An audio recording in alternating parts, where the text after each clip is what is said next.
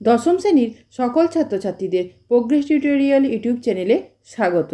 আশা করছি তোমরা সকলেই ভালো আছো এবং মনোযোগ সহকারে পড়াশোনা করছো। আজকে আমাদের আলোচনার বিষয় হলো বাংলার সিন্ধু তীরে কবিতার এমসিকিউ।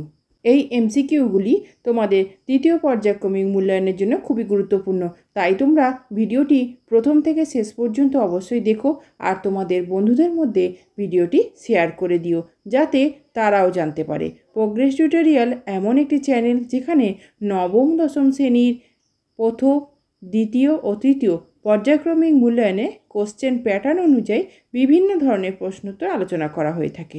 চলো আজকের ভিডিওটি শুরু করা যাক। প্রথম এমসিকিউটি দেখো, সিন্ধু তীরে কাব্যাংশের কবি হলেন দৌলত কাজী, নাসির মাহমুদ, সৈয়দ আলাওল, সৈয়দ মর্তুজা। সঠিক উত্তরটি হবে গ, সৈয়দ আলাওল। পরের এমসিকিউটি দেখো, সিন্ধু তীরে কাব্যাংশটি কোন কাব্যগ্রন্থ থেকে নেওয়া হয়েছে? অপশানগুলি দেখো, তোহফা, পদ্মাবত, সতী ময়না, লোরচন্দ্রানী, পদ্মাবতী। সঠিক উত্তরটি হবে পদ্মাবতী। পরের এমসিকিউটি দেখো, পদ্মাবতী কাব্যাংশটি কোন কাব্যের অনুবাদ?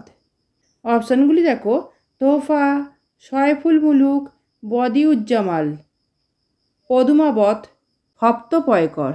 সঠিক উত্তরটি হবে পদ্মাবত।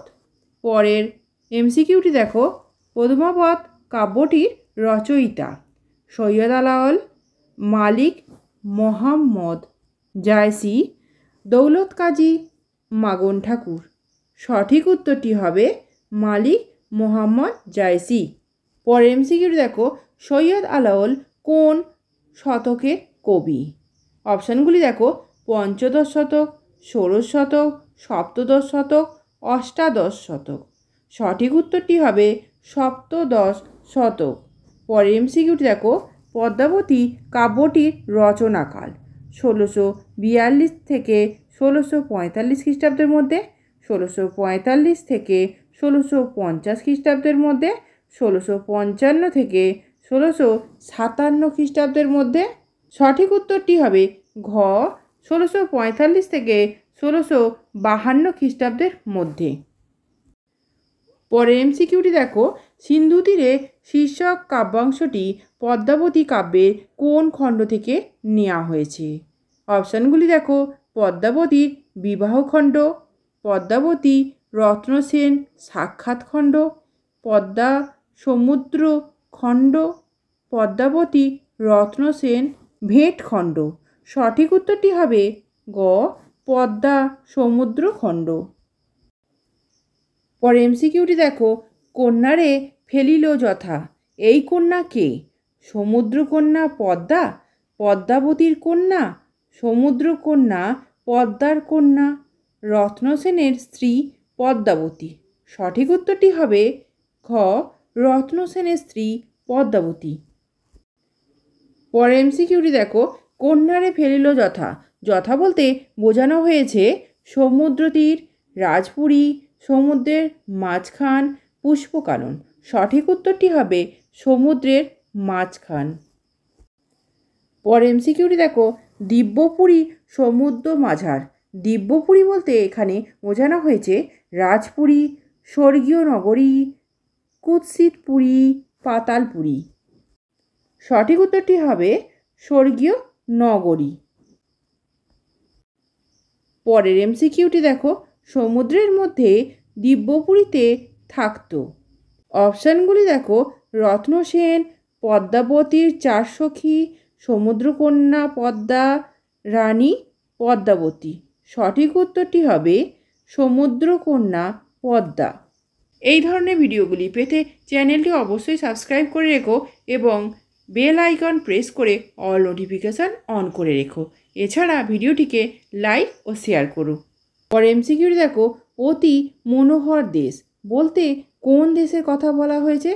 চিতোর, ভারতবর্ষ, সমুদ্রের গভীরে অবস্থিত দিব্যপুরী, সমুদ্রের পার্শ্ববর্তী বনভূমি।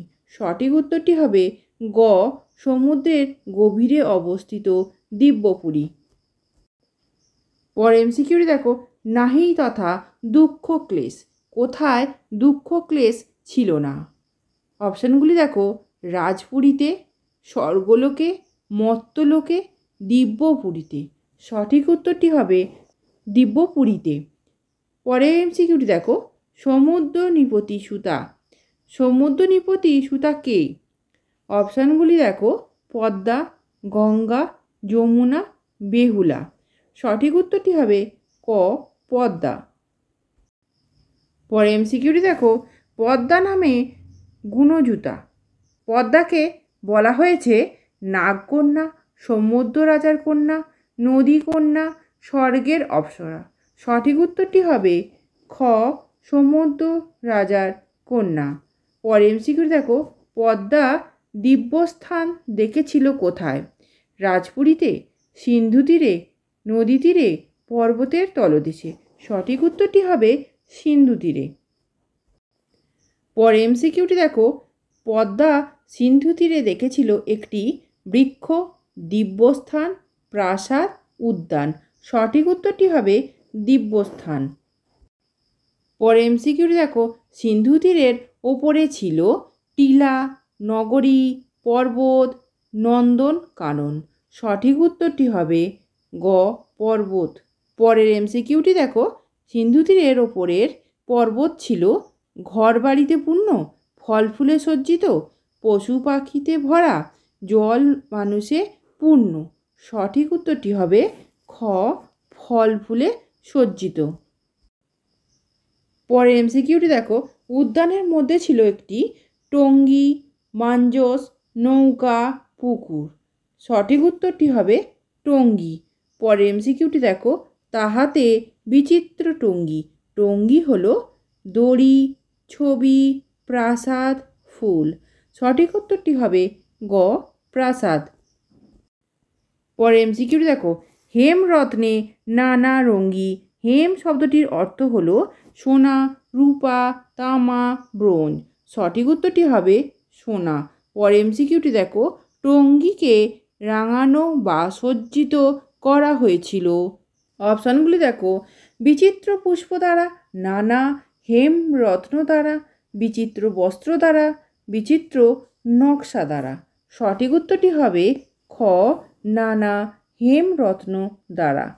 অপশানগুলি দেখো, বিচিত্র পুষ্প দ্বারা, নানা হেমরত্ন দ্বারা, বিচিত্র বস্ত্র দ্বারা, বিচিত্র নকশা দ্বারা।